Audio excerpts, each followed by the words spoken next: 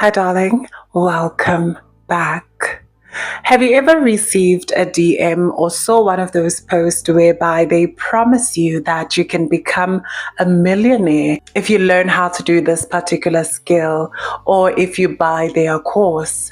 Have you ever asked yourself this question? Wow, this sounds too good to be true.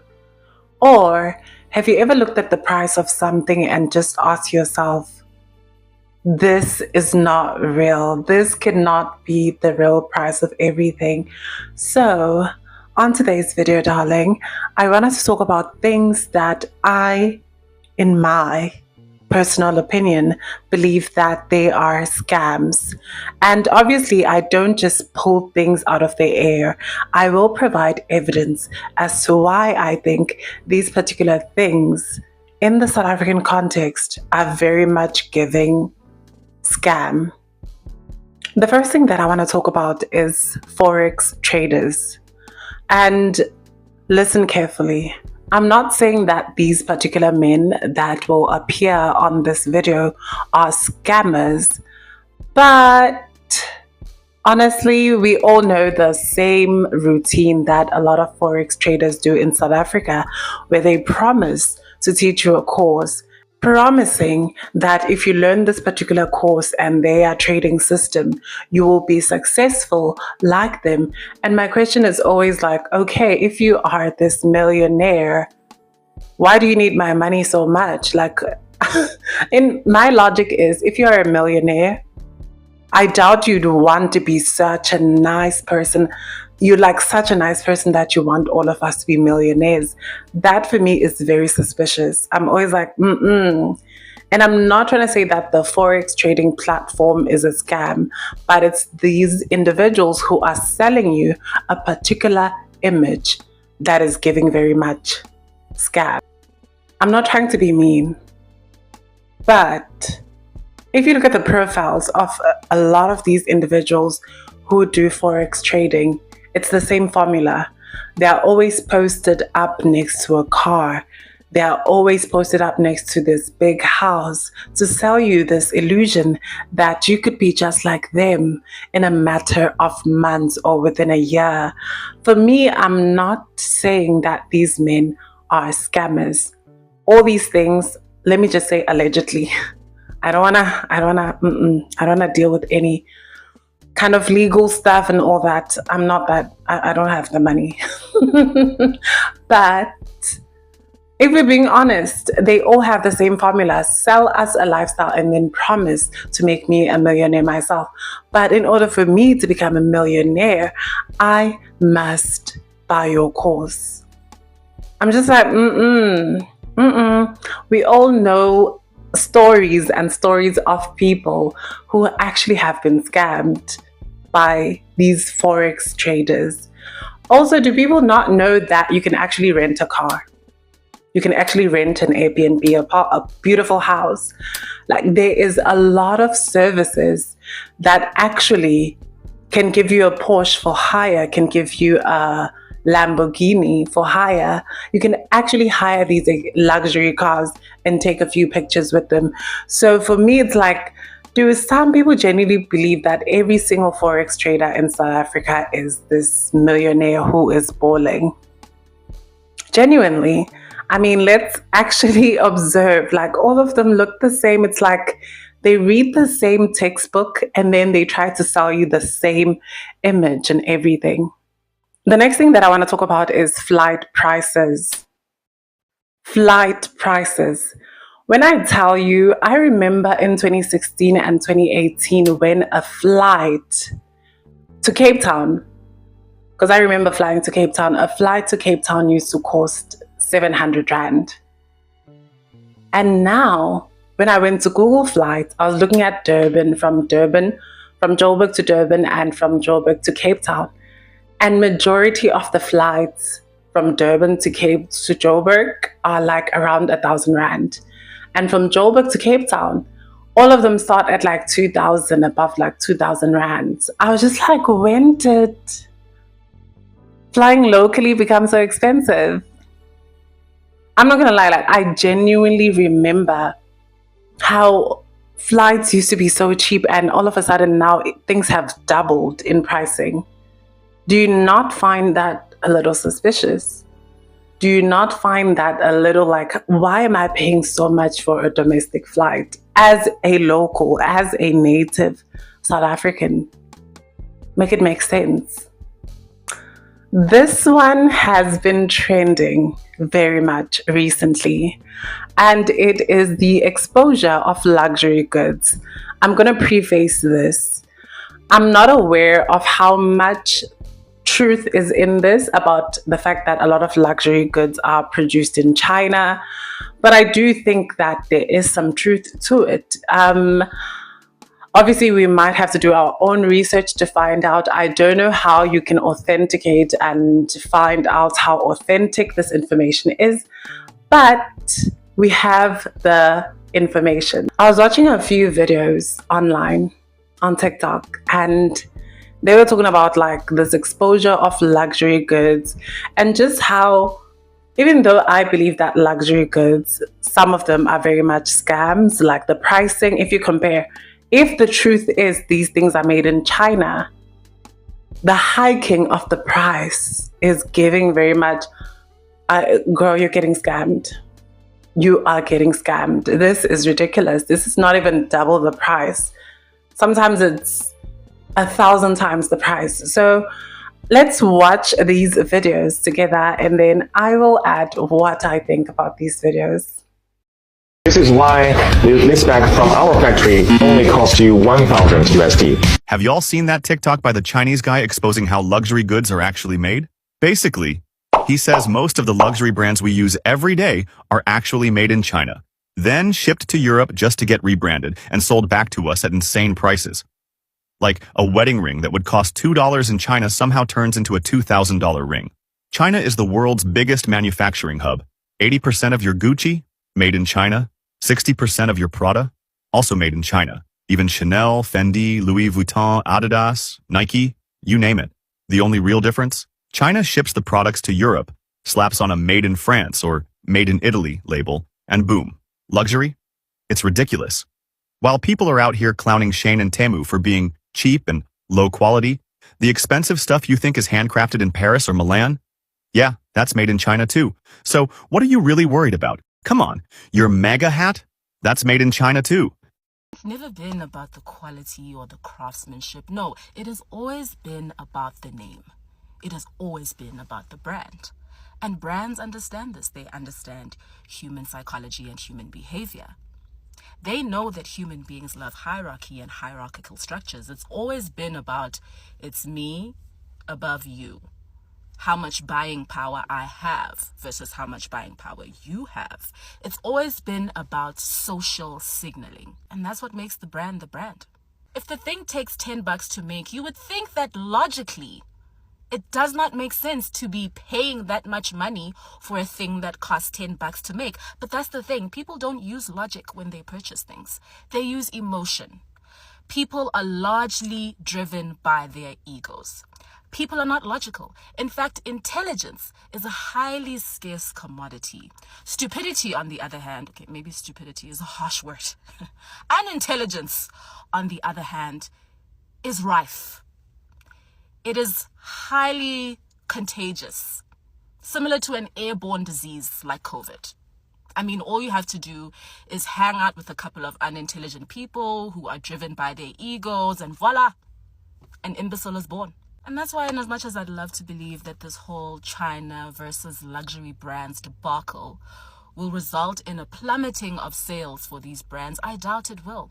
People buy into these brands because of the perception that it creates. Huge note under perception, because we all know perception is not reality. I mean, how many people do we know who are driving a Benz, wearing Louis Vuitton, Amiri, all these fancy expensive labels, living in a bachelor in Midrand, using camp chairs and inflatable beds as furniture? Imbecile behavior. Do you know what I mean? Now, do I think that this expose is a step in the right direction? Of course. Am I hopeful that people are going to prove me wrong? I am. But will they? I highly doubt it. The drama between China and America has been a big movie. And I love how China's saying to them, if you're going to give us these tariffs, we're going to show you and we're going to expose your brands for what they are. But let's talk about something that a lot of people are missing with this entire feud. Hi guys, I'm Deborah Lyon, the voice of marketing and your friend in all things marketing, brand building, and sometimes pop culture. So, people are making videos talking about this feud between China and America. I don't even want to call it a feud, but I can't find the word right now. And a lot of people are saying things like, slay queens are now realizing that they flew to Dubai and allowed people to poop in their mouths for a bag that actually cost $32. So people are saying, so all of these luxury goods that you guys loved and you thought were so high quality are actually cheap, in inverted commas. And I don't think people are understanding that even though China is exposing the manufacturing chain, firstly, a lot of people already knew that most of these bags were made in China, right? People knew that a lot of these items were made in China. So for those people who didn't know, I'm sure this was a big shock. But for a lot of people, they knew. If anybody who knew was shocked, it's probably because they're surprised at the markup that luxury brands have put on the actual finished good or almost finished good to sell it to them. So maybe that's what's shocking a lot of people. But I think what a lot of people aren't understanding is, even though China has exposed where the bags are made, people are going to still buy them. And this will blow over. Because when people buy a Gucci bag or a Louis V item or a Birkin bag or whatever they're buying, they're not necessarily buying the product. They're buying the brand. What does it mean that they're buying the brand? They're buying the experience. They're buying the social status. They're buying the signaling to society. They're not buying the actual product. Right? So holding those things is still going to mean something. Whether or not it is made in China, that does not really matter. The marketing behind those products that converts them into brands is what matters. That's what gives them value. So that markup that you're paying, you're actually paying brand, right? That markup that you're paying for is brand. And that's what is actually making that thing expensive or cost more or be perceived as a quality item. And unfortunately, because China has exposed it in this way, the messaging that it puts out there is, when it's made in China, it's cheap, but then Westerners make it have value. That's another way to perceive it. I'm not saying that's what I perceive. I'm saying that's what can be perceived, right? So for all of you who've been watching my content and you keep asking yourself, why does this girl keep saying build a brand? This is exactly it. Brand is equity. Brand is long-term value. Brand is the reason why you can charge more than others. Brand is the reason why competition can't easily just crush you. Brand is the reason why you'll make so much more money, because people aren't buying what you're selling anymore. They're buying something that only you can give them, which is technically intangible, right? But the product just makes it feel a little bit more tangible. But it's intangible. That social status is intangible. The confidence is intangible. Those things are intangible. That's what you do when you build a brand. So build brands so that you've got a stronger advantage when it comes to competing in the market, and you have a stronger hold on your consumers, that they will not just let go of your product if bad things happen, that so much more has to happen for them to completely dissociate with your brand. At the end of the day, whether or not this thing is true and these luxury items, because I remember I made a video recently as well on luxury goods. If it's true that luxury goods are basically made in China, and we having a lot of arguments and evidence that kind of points in that direction, then people are definitely getting scammed. But like in my previous video, I don't believe that people will stop buying luxury goods, because like the ladies said in these videos, it's the meaning behind the item. It's the fact that you can flex that receipt that you paid this much money for this particular item. So I do genuinely think that by a certain time, this exposure of luxury brands is going to blow over and people are still going to buy luxury brands. I think this is just going to be one of those things that trend for a while on social media and people will forget and move on. I do think people are still going to buy luxury goods, even if we expose that this thing is a scam. This next topic really hits home. Like I was low-key emotional. I know I'm gonna sound dramatic, but I was actually low-key emotional when I thought about this particular topic, about this particular thing that I genuinely believe is a scam. Let's talk about the price of eyewear. I know that some people have left comments about my contact lenses. Why am I wearing crazy contact lenses? Why do I always have like a certain aesthetic? And for me, I have horrible eyesight. And because I have horrible eyesight, I told myself, I'm going to have fun with this thing. I'm going to enjoy the process of buying prescription lenses. I wear prescription lenses. As much as they can look fun and all that, they actually serve a function. I have horrible eyesight. So today I'm not wearing contact lenses. I'm wearing my glasses. These are prescription glasses. But I want to talk about how expensive it is to buy prescription glasses in South Africa. It's honestly a scam. Like, I was watching people's reviews and people saying they were spending 12,000, 5,000, 8,000 just to get tested and everything. So this lady in particular, oh my goodness, when she told me her experience, I related so much because I went through high school and varsity without glasses. When I tell you I didn't see anything. Like, I would listen to what the lecturer is saying and have a gist of what the topic was, and I would always just look at the slides on my iPad or something, on my tablet or something. But I couldn't see what they were talking about. And for me, that was normal. It was normal for me to walk past people. I would literally walk past my friends on campus because I couldn't see them. And they used to think it was a joke, like that I was actually exaggerating. I don't see without glasses. Everything is blurry. The price of being able to see in South Africa is ridiculous. And I'm talking as someone who has traveled to Indonesia, who has traveled to Southeast Asian countries. These glasses, to get tested and get my prescription glasses, and they have a lot of other additional features, the entire total was 380 rands just for getting tested and actually getting my prescription glasses. Whereas I know in South Africa that is the cheapest you would get, maybe is 1,000 rand. That would be the cheapest. But before I go and ramble on, let's watch this lady's video where she talks about her experience with trying to find eye care, and I relate so much to this story. I think it's time I address this before it becomes a whole big scandal. There's this lady who I blocked on Instagram. We're going back and forth arguing. She's an optometrist in South Africa, and she said that I must stop telling you guys about affordable places to get your prescription glasses because she's not going to have a business. How is she going to make money if you guys are not buying from her? We went back and forth, and then she tags her friend, and her friend comes and says, why do you care? You're not even an optometrist. Why do you feel like it's your responsibility to tell people where to get their prescription glasses? And you know what?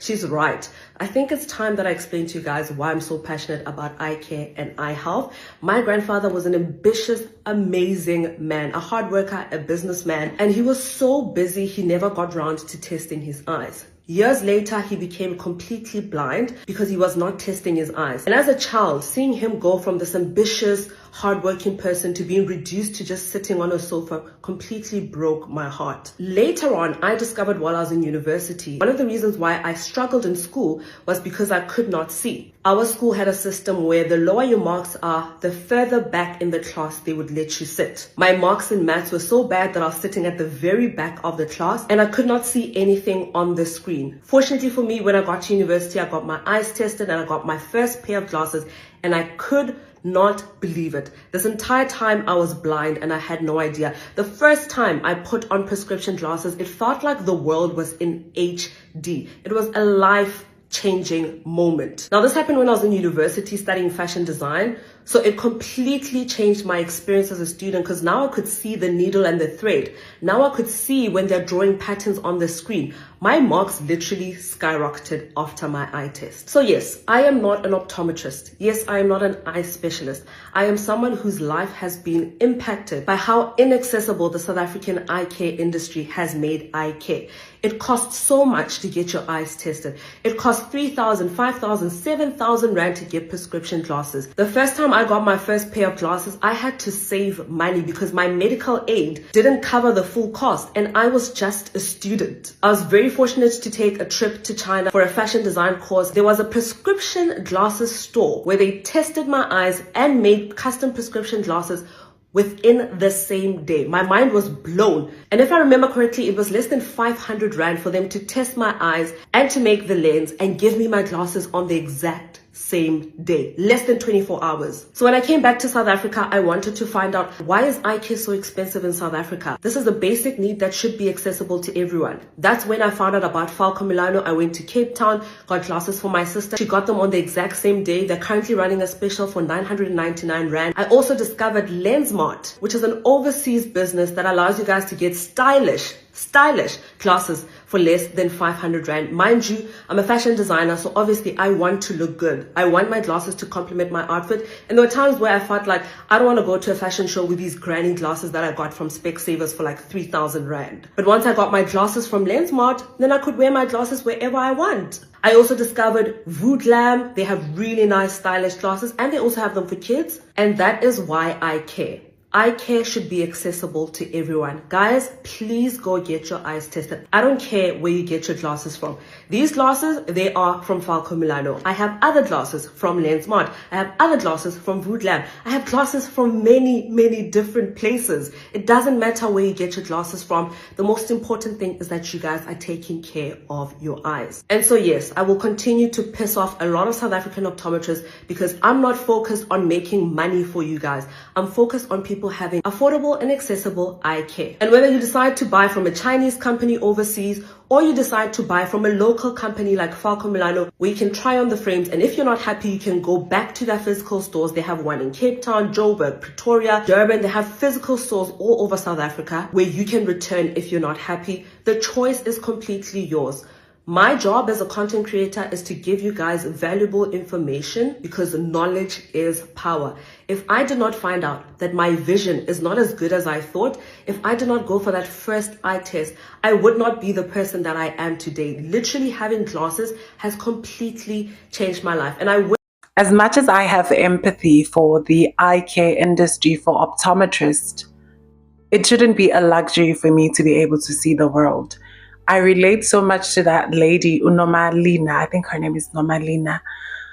Like, people who can see normally don't understand the shift in your life when you're finally able to see.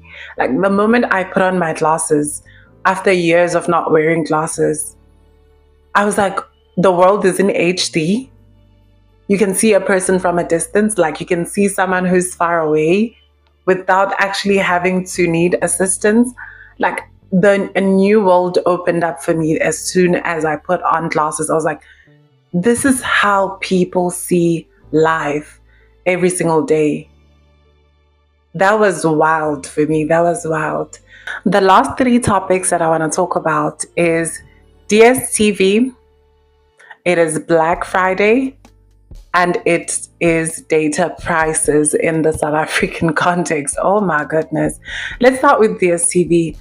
It is so ridiculous how much we have to pay for DSTV. And honestly, I was a diehard fan of DSTV. Like, I loved DSTV as a kid. Like, it used to be that show. We used to get like so much variety. Like, you had so much variety. I don't know. DSTV when I was a kid, I don't know, maybe it's nostalgia or something, but DSTV when I was a kid was way different from what we have now. Now we already know it's repetition. Even if you want to watch a series or a telenovela, they will give you like basically the same storylines, same love stories. You can literally take a break from TV and you will still see the same shows months later on DSTV.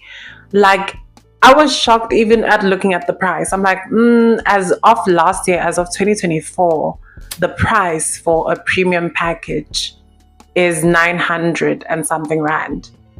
Whereas Netflix, even though I'm not a fan anymore, Netflix actually cost 200 rand per month.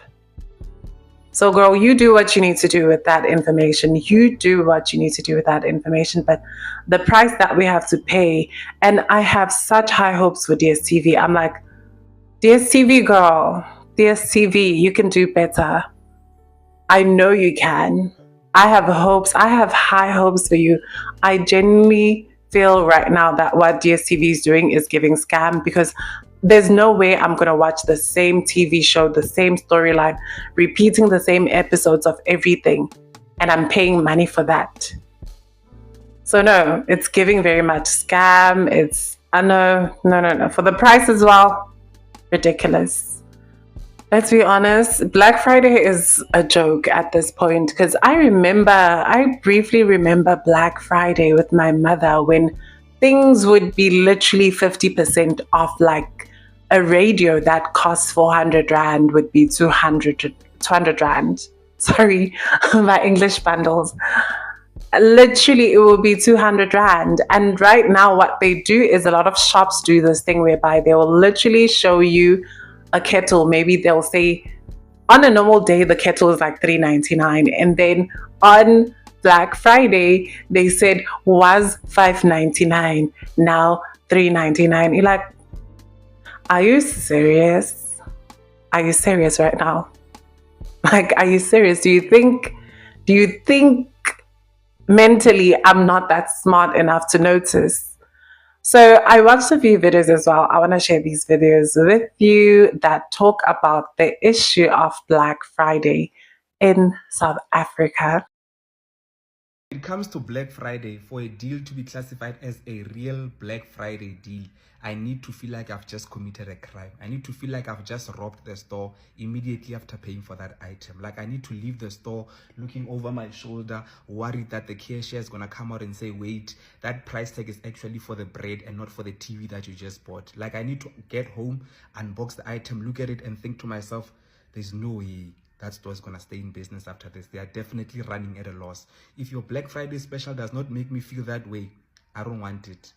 This year's Black Friday is going to be horrible. And as someone who works in advertising, I can tell you why in just 2 points. Number one, companies that I'm working with personally and I've seen online, they're offering like 10, 15, 20% discounts. And that like means nothing, because 20%, you could do that on like Valentine's Day or Easter or any other random weekend when you want to have a sale. The thing that made Black Friday is that you could get a TV worth like 30,000 rand for like 12,000, 60 to 70% discounts, where people would camp outside the store and flood in as soon as it opens. But right now, the 10% discount, it does nothing to move anyone anymore. But that's what most businesses are doing. And the second reason is why they're doing it. Most businesses don't know how to run a business. They don't know how to take a loss this month, but then build up their brand so that over the next 6 months, 1 year, 2 years, they can always be that amazing company. I'm sure you can remember from your childhood, from my childhood, Sprite, Coca-Cola,